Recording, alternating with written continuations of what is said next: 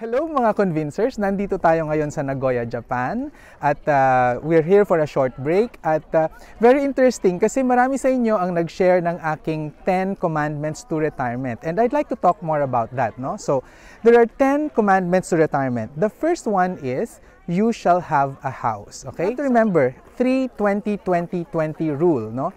3 years annual salary, 20 years to pay, 20% down payment ang ipon natin, and then 20% din dapat maximum ang amortization natin compared to our income monthly. Okay? So that's our housing guide rule. Okay. Number 2, ano ang second commandment? You shall have a budget. So the budgeting rule for me is 5-15-20-60 budgeting rule. So 5% for premium, 15% for savings, 20% for investments, and 60% for expenses. So, ibig sabihin nito, as a quick rule, kalahatiin mo lang yung kinikita mo, that's the lifestyle you should live. Okay? Number 3, the third commandment is, you shall have a pension or passive income. What does this mean? Napakasimple lang. The first thing that you need to do is to get SSS and then create passive income. And there are 6 kinds, no? Rent, royalty, interest, dividend, capital gains, and of course, the last one is pension itself. No?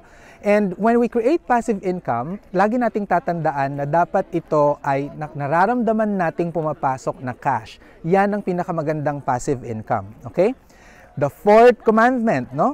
Ano naman yung fourth commandment for retirement? You shall have adequate insurance coverage. So when we reach retirement, typically, hindi na tayo nako-cover ng insurance, no? Especially for health insurance. That's why it's better that we start early so that when we get old, we can still get the coverage. If you're already old at wala ka ng insurance na makuha, the next best thing is to really create an investment so that you can draw from the investment if anything happens to you.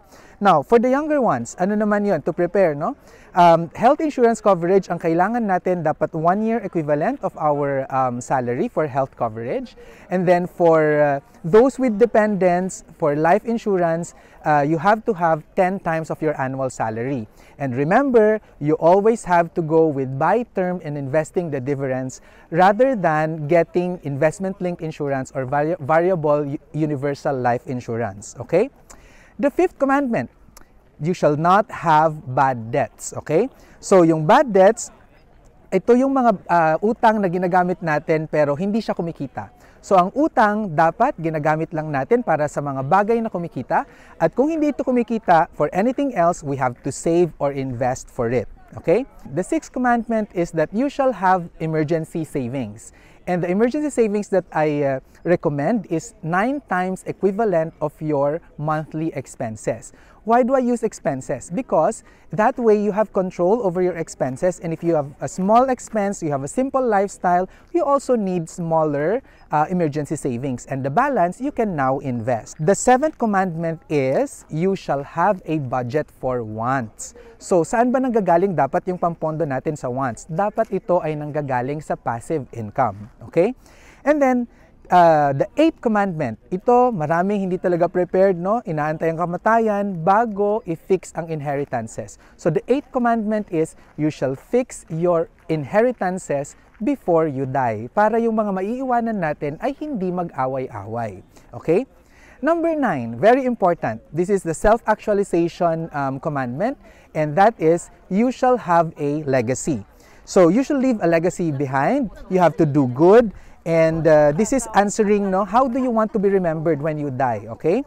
And also, with this commandment, we try to understand ano ba yung meaning ng buhay natin. So, choose wisely what you want to do with your life and live to it accordingly, no?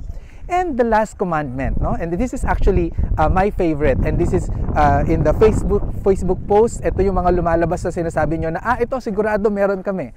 Ano to? The 10th commandment is, you shall have fun. Okay? Of course, we want to have fun, but we have to practice delayed gratification because, as they say, if you play now, you pay later. So it's better that you pay now and play later, right? And given that, you always have to take this with a grain of salt and we have to strike a balance, okay? We, of course, as long as we live, we want to enjoy our life, but at the same time, we have to prepare for retirement, okay?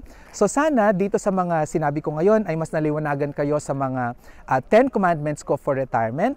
And you can visit my website, it's vincerepisura.com.